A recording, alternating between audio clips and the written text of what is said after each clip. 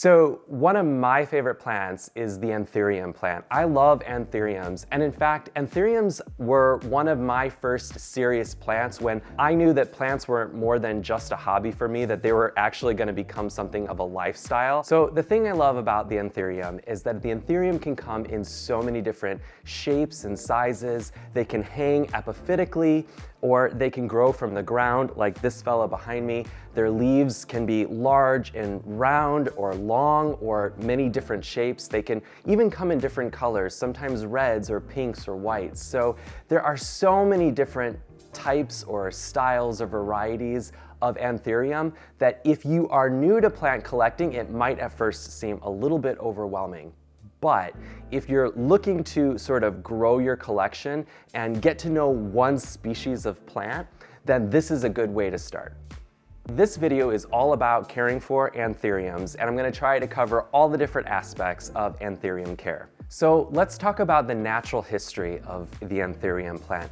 If you think about Anthuriums in their natural environment, they tend to grow in places like Central and South America, even the Caribbean. I remember discovering and coming across some of these plants in Costa Rica and Puerto Rico in parts of my travels, and seeing them grow in their natural environment I think is so helpful in understanding what those plants need when we bring them inside our homes.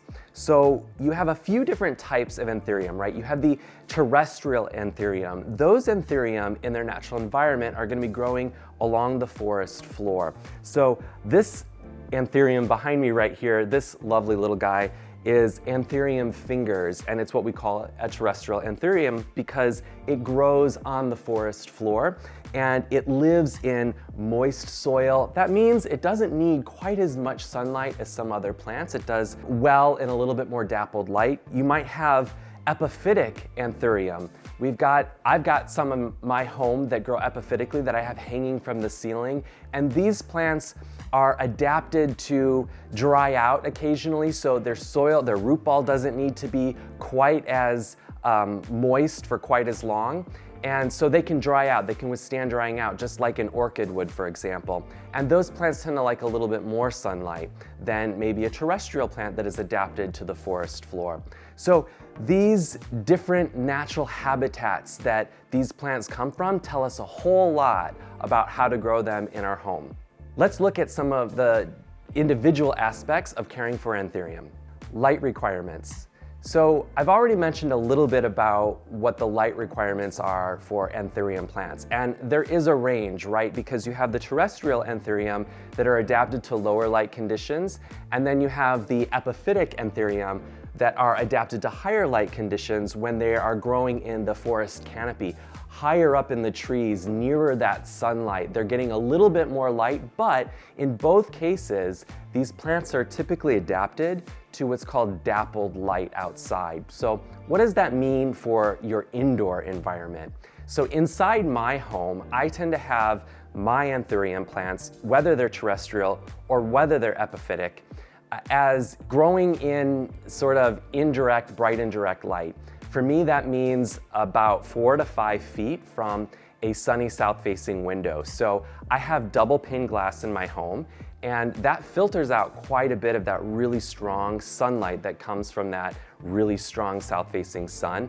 I also keep the plants, like this guy, a little bit outside that sunbeam. So I've got a south-facing window to my left here, and when that sun comes in, that beam of light sort of goes like this and misses most of this plant.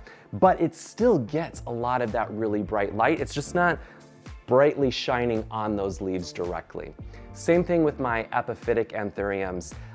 Those get a little bit more sunlight, so maybe for an hour or two in the day, they get a little bit of that sunlight leaning on or shining on those leaves, and it seems to thrive in that environment.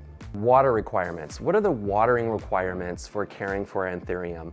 Well, as I've already mentioned, because we know how these plants grow in the wild, in their natural native habitats, we know that the terrestrial Anthurium are going to want to be a little bit more moist for a little bit longer because they're accustomed to growing on the forest floor. I like to grow those in my Aroid soil mix recipe. It's a nice custom blend that is super rich It retains water for about a week or so if the pot isn't too big, and it allows excess water to flush through the roots, so those roots aren't sitting in water for too long.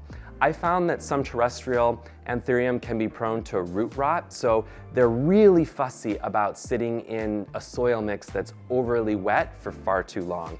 My Aroid soil mix recipe, however, is perfect for these sort of plants, and I even use that same Aroid soil mix recipe in my epiphytic plants. However, with those, I make sure that my pot is really well draining. I like to grow one of my favorite epiphytic Anthurium in an orchid basket, which has slats and allows a lot of that excess water to drain a little bit more quickly, a little more easier, and it allows that root ball of that Anthurium plant to dry out and stay a little bit drier for a little bit longer than it would if it were in a terracotta or plastic or ceramic pot, for example.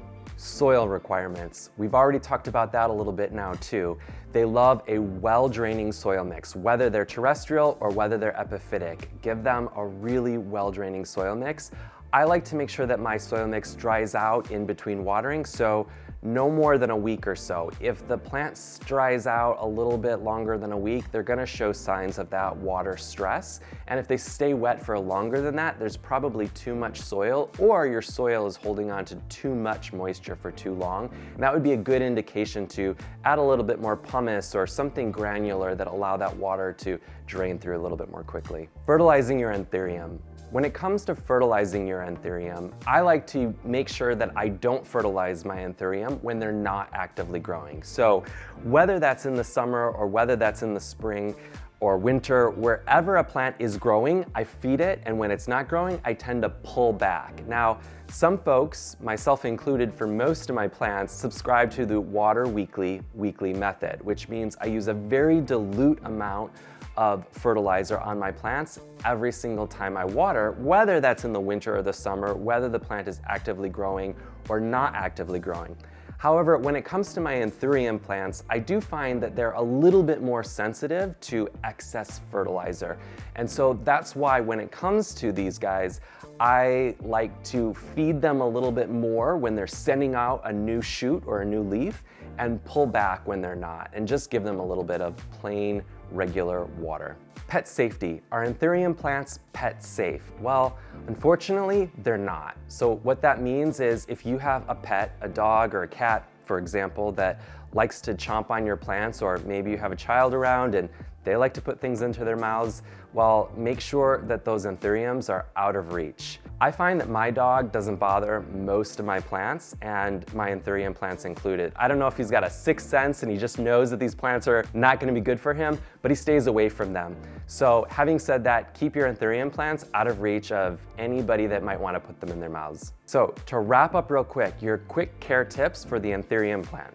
Anthurium plants love bright indirect light, so make sure they're a little bit away from your window, but near a sunny south-facing or east-facing window if possible. When it comes to watering, make sure you're checking on your plants at least weekly. Water your terrestrial plants a little bit more often if they need it, and maybe hold back a little bit on your epiphytic Anthurium plants. Soil. I like to use my own custom blend, my Aroid soil mix recipe.